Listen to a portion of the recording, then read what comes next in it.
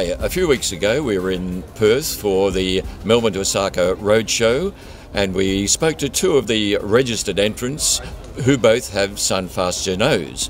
You will have seen the interview we had with David Kenny, and now we're going to cross to an interview we had with Todd Gerardo and his co-skipper Dubbo. Firstly, we asked Todd about his boat.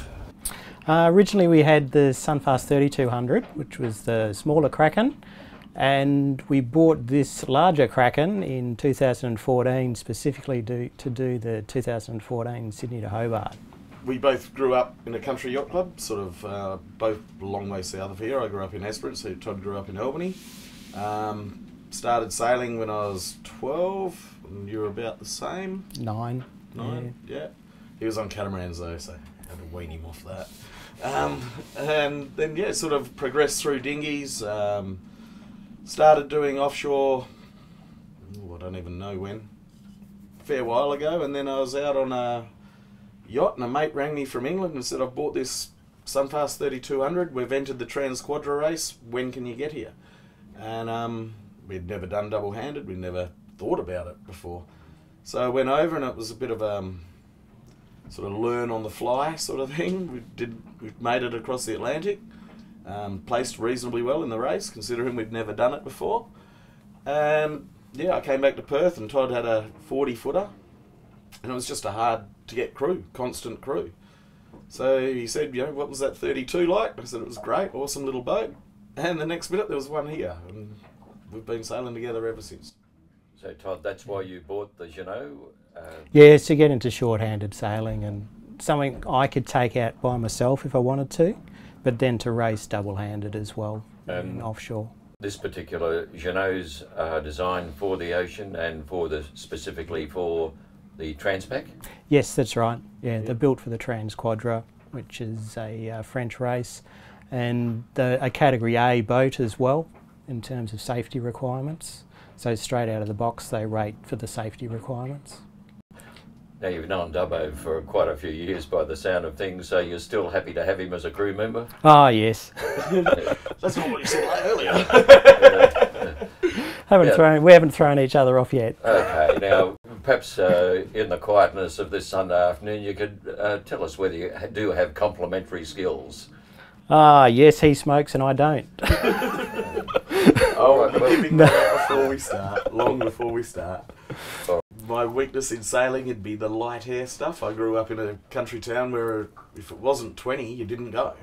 So, yeah, we always sort of struggled with the light air stuff. It does my head in a bit, but I know it's coming. Just be ready for it.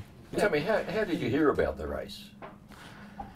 I've known about it for a few years now and reinforced with Optimus Prime when Trevor and Daniel did the last race. But I'd heard of it prior to then as well. But that sort of made it more knowledgeable was when they did it. What do you see as the most challenging part of the race? The duration. The boat preparation is so critical to any yacht race and more so with this sort of event. So to prep the boat, provisions, spares, electronics, have everything working for 5 or 6 weeks of sailing is something that's quite an undertaking, I think, George. When you get to Osaka, do you expect to have any family or friends there to greet you?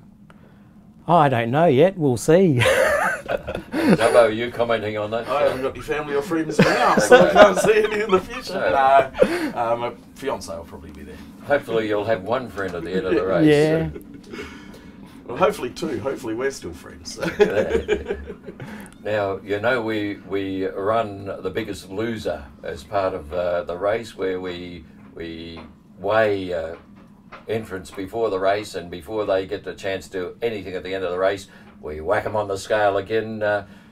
What do you think? You're going to lose or gain weight? Well, I lost 15 kilo in a double-handed transatlantic, which was only 22 days, so I'd say I'd lose a bit.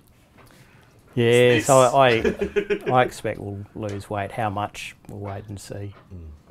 Now, you're a long way from the start line here. Have you thought about how you're going to get the boat to Melbourne for the start, or what are your plans for doing racing before the start of the race? We'll do all the blue water offshore as we have been doing double-handed out of Perth for That's the fully crewed boys. 5 years. So we're going into our 6th season of doing blue water, and there's a couple of thousand mile in the whole season for our blue water events. Whether we do, there's the Bali race next year as well in May, so whether we prep the boat and use that as a trial. Then to move the boat, I expect we'll truck it or have someone sail it across. For the qualifier, we're looking to do the West Coaster, so Melbourne to Hobart, so the end of 17. Okay, that sounds a good preparation. When you get to Osaka and you finish the race, it's all downhill on the way back. What are the plans to bring the boat back to Australia? How are we going to get the boat back? I haven't thought about that yet. We're still getting to the start line. These major races, starting is a huge accomplishment. Finishing is another big accomplishment. To do well, it speaks for itself. I haven't thought about how we'd get the boat home. It's unlikely we'd sail it back, as in personally, so we'd either have it shipped back or have someone deliver it back is what I anticipate.